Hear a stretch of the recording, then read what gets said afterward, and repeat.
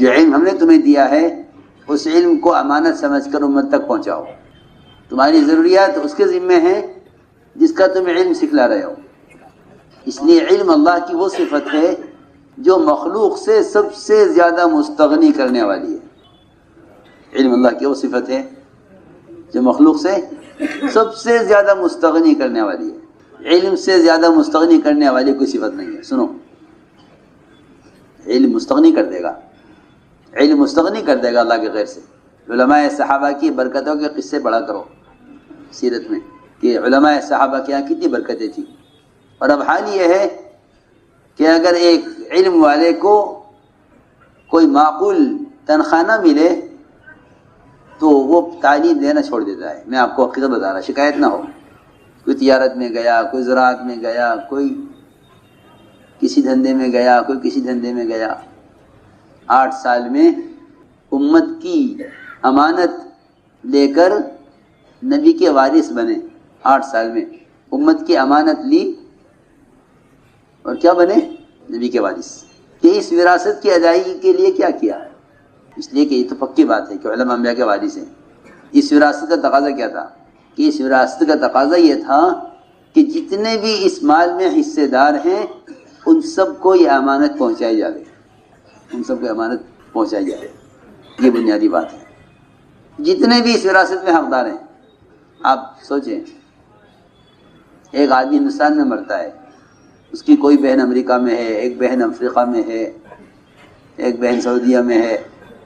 اس کے ذمہ ہے کہ جو مال چھوڑ کر مرا ہے کہ اس کے ہندوستان میں رہنے والے رشتہ دار کے ذمہ ہے کہ اس کی وراثت، اس کے وارث جہاں جہاں ہیں انہیں ان کا حق پہنچا دیں. ایسا ہی ہے نا؟ ہاں، کئی تو بہت مالدار ہوں گے، انہیں کیا ضرورت ہے، انہیں ان کا حق ہے. یہ چاہے 2 پیسے ان کے حق میں آتے ہوں کہ 2 پیسے پہنچاؤ. سنو، 2 پیسے پہنچاؤ. امت پھٹ گئی ہے، ورنہ حدیث میں اس پوری امت مسلمہ کو ایک جسم فرمایا. ایک جسم. ساری دنیا میں بکھری ہوئی امت ایک جسم کے اعضاء کی طرح ہے. ساری دنیا میں بکھری ہوئی امت ایک جسم کے اعضاء کی طرح ہے، یہ فرمایا ہے. تو میں نے عرض کیا کہ یہ امت کی امانت ہے، اسے امت تک پہنچانا ہے. اس پہنچانے کی 2 شکلیں ہیں اور یہ دونوں شکلیں تقسیم نہیں ہیں. کچھ یہ کریں کچھ یہ کریں. میری بات دھیان سے سننے پڑے گی. بہت اس کے پہنچانے کی 2 شکلیں ہیں اور دونوں شکلوں میں نبی اور صحابہ دونوں مشترک ہیں. دونوں شریک ہیں. وہ غور کرنا پڑے گا بات پر. تقسیم نہیں ہے آپ یہ کر لو ہم یہ کر لیں، یہ نہیں ہے. بلکہ ان دونوں شکلوں میں صحابہ اور نبی دونوں شریک ہیں. صحابہ سب شریک ہیں دونوں شکلوں میں، مقام پر رہتے ہوئے بھی، باہر نکل کر بھی. ایک صحابی نے مسجد سے سنا شراب حرام ہو گئی. ایک صحابی نے مسجد میں سنا کہ پردے کی آیت نازل ہو گئی. یہ صحابی مسجد سے سن کر محلے میں گئے فوراً، اور محلے میں جا کر قرآن کی آیت زور سے پڑھ کر سنائی. یہ نہیں مسجد سے علم ملا تو مسجد میں ختم ہو گیا، نہیں، اس کو محلے میں لگے اور محلے میں جا کر اعلان کیا کہ عورتوں سن لو، پردے کا حکم آ گیا ہے. یہ آیت نازل ہوئی تھی وَلْيَضْرِبْنَ بِخُمُرِهِنَّ عَلَى جُيُوبِهِنَّ. یہ آیت نازل ہوئی. اس آیت کو صحابی مسجد سے لے کر محلے میں گئے.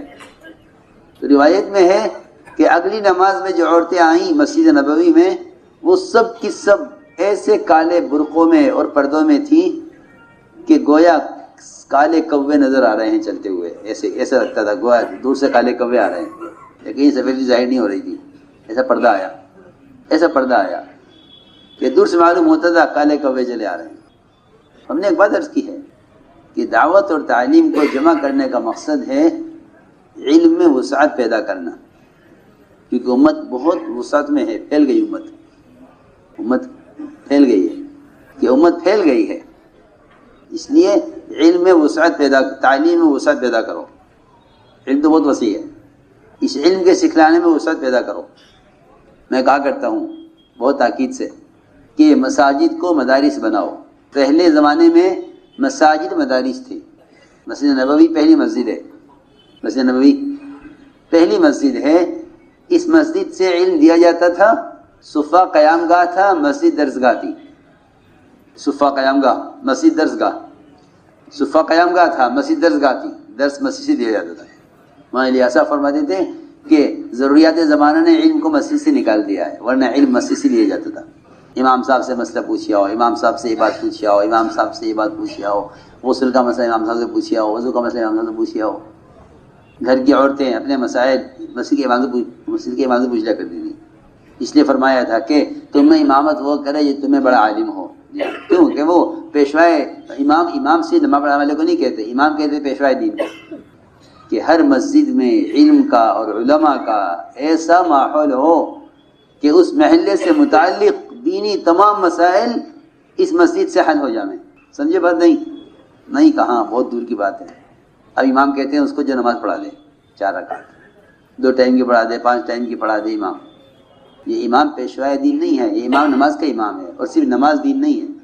ایک مسجد کے اطراف میں رہنے والے ہر مسلمان کی، وہ تجارت میں ہے، سیاست میں ہے، زراعت میں ہے، حکومت میں ہے، سرمایہ داری میں ہے، بینک میں ہے، کہ کہیں میں بھی ہے، اس کو دینی رہبری مسجد سے ملے۔ محلے کے ہر رہنے والے مسلمان کا تعلق امام سے ہو، محلے میں رہنے والے ہر مسلمان کا تعلق امام سے ہو۔ حضور اکرم صلی اللہ علیہ وسلم اتنا پہچانتے تھے کہ اگر آپ کے مسجد میں کوئی نیا آدمی آتا تو آپ دیکھ کر سمجھ لیتے کہ یہ میری مسجد میں نیا آدمی آیا ہے، واسطہ ابن اسقاء ہے، آپ خود دعوت دینے گئے ان کو، آخری صف میں اسلام میں داخل کیا۔ میں نے ایک بات عرض کی ہے کہ ہم یہ چاہتے تھے کہ ہر مسجد اس محلے کی، جس محلے کی یہ مسجد ہے، اس محلے کے ہر فرد کی دینی ضرورت اور اس کو پیش آنے والے مسائل مسجد کے سطح سے بتا دیے جائیں۔ یہ پیشوائے دین امام ہے، نہیں پڑھا تھا میں حمد باری میں، پیشوائے دین کو جانو امام، جی ہاں، یہ مطلب ہے اس کا کہ امام بتلائے گا، امام مسئلہ حل کرے گا۔ اس لیے فرمایا یؤمکم اعلمکم، یؤمکم اعلمکم، کہ جو تم میں بڑا عالم ہے وہ امامت کرے، تاکہ وہ بتلائے کہ تمہاری دینی ضرورت کیا ہے۔ ہاں یہ نہیں کہ بس میں تمہیں نماز پڑھاؤں گا اور باقی مسائل کا مجھ سے کوئی تعلق نہیں ہے، کہ اس محلے میں پیدا ہونے والے ہر مسئلے کا اور پیش آنے والے ہر مسئلے کا تعلق مسجد سے تھا۔ یہ مسجد سے علم لیتے تھے، مسجد سے علم لیتے تھے۔ 2 چیزیں مسجد میں سیکھی جاتی تھی، علم اور ایمان۔ یہ مسجد سے علم لیتے تھے، تو مسجد سے علم کا لینا اتنا مؤثر تھا، کیوں؟ اس لیے کہ مسجد میں سے علم لینے والوں کو فرشتے اپنے پروں سے گھیر لیتے ہیں آسمان تک۔ ہم نے حدیث پہ غور نہیں کیا کبھی کہ مسجد میں مسجد کی خاصیت ہے یہ کہ اگر علم مسجد سے لیا جائے تو فرشتے اس علم کے حلقے کو اپنے پروں سے آسمان تک گھیر لیتے ہیں۔ اسی روایت میں اسی طرح ہے، اللہ کے گھروں میں سے کسی گھر میں جمع ہو کر جو لوگ اللہ کے احکام کے اور اس کی بڑائی کے اور اس کی قدرت کے تذکرے کرتے ہیں، فرشتے اپنے پروں سے آسمان تک ان کو گھیر لیتے ہیں، اور اللہ تعالیٰ ان سے بہتر مخلوق میں ان کا ذکر فرماتے ہیں۔ سنو، یہ روایت میں ہے، صحیح روایت ہے، لوگ جانتے ہیں لیکن سمجھتے نہیں ہیں۔ وہ سمجھتے ہیں یہ ذکر کا حلقہ ہے، سمجھتے ہیں یہ ذکر کی فضیلت ہے، حالانکہ ذکر انفرادی ہے اور اللہ کے احکام کے تذکرے اجتماعی کام ہے۔ استاد و شاگرد کے درمیان جو حلقہ ہے یہ ہے وہ ذکر کا حلقہ۔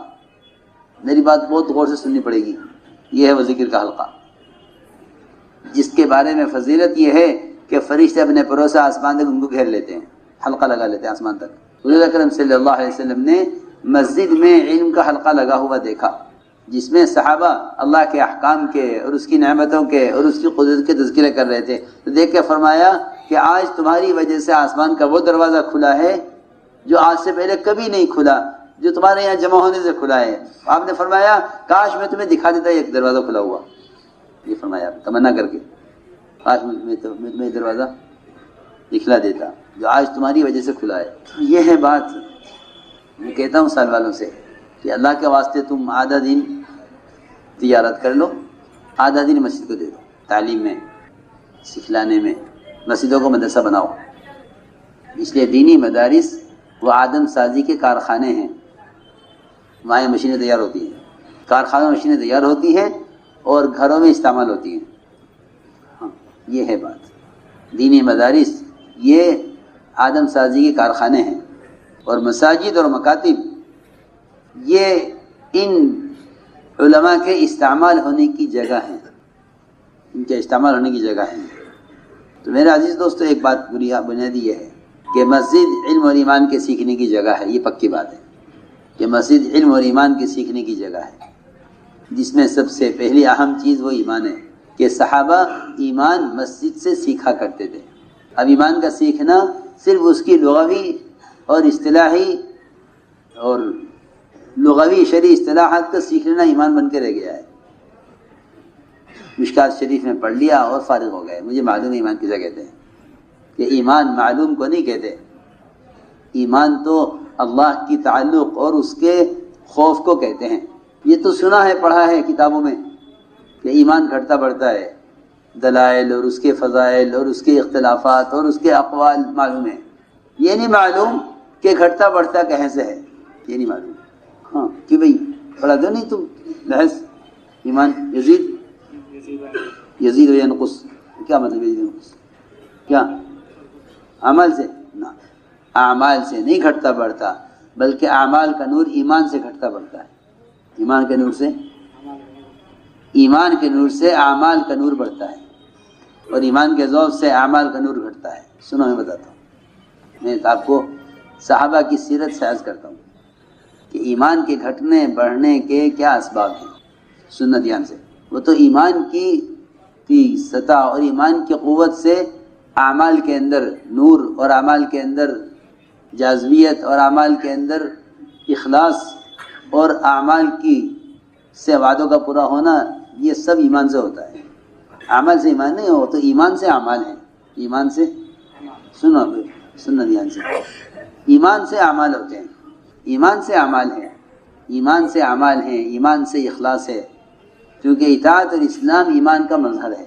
اعمال کا درجہ، اعمال کی قبولیت، اعمال پر استقامت، اعمال پر اجر، یہ سب ایمان کی وجہ سے ہے. تو ایمان کے گھٹنے بڑھنے کے کیا اسباب ہیں؟ میں عرض کرتا ہوں. ایمان کے گھٹنے بڑھنے کے اسباب، صحابی نے شکایت کی، نافق حنظلہ، کہ حنظلہ منافق ہو گیا. ابو بکر نے کہا ہاں حنظلہ میں بھی منافق ہو گیا. کیا بات ہو گئی؟ کہ بات یہ ہے کہ جو کیفیت ایمان کے حلقوں میں رہتی ہے وہ کیفیت یہاں سے نکل کر باقی نہیں رہتی. یہ ہے نا روایت میں. ہاں، ایک ایک بات پر ہاں کرتے جائیے تاکہ مجھے اطمینان ہو جائے کہ یہاں سے نکل جاتے ہیں تو یہ کیفیت باقی نہیں رہتی. چلو شکایت کرتے ہیں. گئے آج حضرت میں جا کے عرض کیا کہ یا رسول اللہ صلی اللہ علیہ وسلم، ہم تو منافق ہو گئے. کیوں؟ کیا بات ہو گئی؟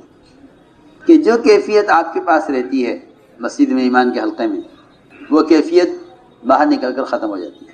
بیوی میں، بچوں میں، کاروبار میں الجھ کر اس کیفیت کو کھو دیتے ہیں. تو آپ نے مایوس نہیں کیا، بلکہ آپ نے تسلی دی. آپ نے فرمایا یا حنظلہ ساعتن و ساعتن. حنظلہ وقت کی بات ہے، وقت کی بات ہے. تم جاؤ گے، بازار سے جاؤ گے، ضرورت ہے. کاروبار میں جاؤ گے، ضرورت ہے. بیوی بچوں میں جاؤ گے، ضرورت ہے. لیکن ان حالات میں جا کر اللہ کو یاد رکھنا یہ ایمان ہے. اللہ کو یاد رکھنا ان حالات میں جا کر یہ ایمان ہے. اللہ کو بھول جانا ان حالات میں جا کر یہ ایمان کا ذوق ہے. میں عرض کرتا ہوں، عبداللہ بن رواحہ رضی اللہ تعالیٰ عنہ گھر میں بیوی کی گود میں سر رکھے ہوئے لیٹے. یہ آدمی انتہائی سکون اور خواہش کے ماحول میں ہوتا ہے. سر رکھے ہوئے ہیں بیوی کی گود میں اور رو رہے. اتنا زیادہ رو رہے تھے کہ بڑے حادثے پر کوئی روتا ہے. بیوی نے کہا، دیکھ کر بیوی نے رونا شروع کیا. پوچھا تو کیوں رو رہی ہے؟ کہ آپ کو روتا ہوا دیکھ کر رو رہی ہے. مجھے کیا معلوم کیا ہوا. تو فرمانے لگے کہ میں تو اس پر رو رہا ہوں کہ پل صراط سے گزرنا کیسے ہوگا. یہ کیفیت کہاں ہے؟ بیوی کی گود میں. جی ہاں، مسجد میں نہیں. میں نے دونوں باتیں عرض کی ہیں. ان کو شکایت کہ ہم تو منافق ہو گئے، کہ کاروبار میں آ کر وہ کیفیت باقی نہیں رہتی. ان کا یہ حال کہ بیوی کی گود میں سر رکھے لیٹے ہیں اور یاد کر رہے ہیں آخرت کو. میں نے بات عرض کی ہے کہ ایمان کی گھٹنے بڑھنے کے کیا اسباب ہیں. اس ماحول سے نکلنا یہ ایمان کو متاثر کرے گا. ایمان کو متاثر کرے گا اس ماحول سے نکلنا. جو اس ماحول میں آتے ہی نہیں ہیں ان کا ایمان کتنا متاثر ہوگا. جن کا اس ماحول سے نکلنا ایمان کو متاثر کر دیتا ہے. جب ایمان کے ماحول سے نکلنا ایمان کو متاثر کر دیتا ہے تو یہ ایمان کے ماحول میں آتے ہی نہیں ہے، ان کا ایمان کتنا متاثر ہوتا ہوگا. سوال ہے کہ ایمان کے بڑھنے کے کیا اسباب ہیں؟ کہ ایمان کے بڑھنے کے اسباب یہ ہیں کہ مسجدوں میں ایمان کے حلقے قائم کیے جائیں اور لوگوں پر گشت کیا جائے انہیں ایمان کے حلقوں میں جوڑنے کے لیے. یہ میں آپ کو بتانا چاہتا تھا کہ ایمان کے بڑھنے کے کیا اسباب ہیں. اعمال تو ایمان کے بڑھنے کا تقاضا ہے کہ ایمان بڑھے گا تو اعمال بڑھیں گے، پکی بات ہے کہ ایمان بڑھے گا تو اعمال بڑھیں گے، یہ پکی بات ہے. لیکن ایمان کیسے بڑھے گا؟ کہ ایمان کے بڑھنے کا ذریعہ یہ ہے کہ مسجدوں میں ایمان کے حلقے قائم کیے جائیں اور صحابہ کی طرح ایمان کی تقویت کے لیے گشت کیا جائے. سنو، ایمان کی یہ بات ہے کہ ایمان کی تقویت کے لیے گشت ہے اور ایمان کی تقویت کے لیے ایمان کے حلقوں میں جڑ کر اللہ کی بڑائی کو، اس کی وحدانیت کو سننا ہے. یہ اصل بات ہے. یہ ملے گا آپ کو روایتوں میں. معاذ بن جبل رضی اللہ تعالی عنہ وہ مسجد سے باہر گشت کر کے لوگوں کو جمع کرتے تھے اور کہتے تھے اجلس بنا نؤمن ساعۃ. امام بخاری رحمۃ اللہ علیہ نے معاذ بن جبل کے اس عمل سے استدلال کیا ہے. امام صاحب نے استدلال کیا ہے معاذ بن جبل کے اس عمل سے کہ معاذ بن جبل کا عمل بتلا رہا ہے کہ مسجد میں ایمان کے حلقے ایمان کے ازدیاد کا سبب ہیں، ایمان کے بڑھنے کا. عمر رضی اللہ تعالی عنہ گشت کرتے تھے اور ایک ایک کے دو کے ہاتھ پکڑتے اور یہ کہتے کہ تھوڑی دیر کے لیے ہمارے ساتھ آ جاؤ، اب پر ایمان لائیں گے. پھر جواب میں کہتے تھے اپنے کام کے کہ یہ کام میں اس لیے کرتا ہوں تاکہ میرے ایمان میں ترقی ہو. روایت میں تین چیزیں جمع کی ہیں. اس لیے جمع کی ہیں تاکہ علم اور ایمان کا سیکھنا متقدمین کے طریقے کی طرف جاوے، صحابہ کے طریقوں کی طرف. ورنہ رواج غالب آ رہا ہے، میں آپ کو ضروری بات عرض کر رہا ہوں. رواج نے یہ کیا کہ مساجد سے ایمان کے حلقے تو ختم کر دیے. اب آپ کو تجارت کے حلقے، زراعت کے حلقے، سرمایہ داریوں کے حلقے، آپ کو باہر بہت حلقے ملیں گے. یہاں میٹنگ چل رہی ہے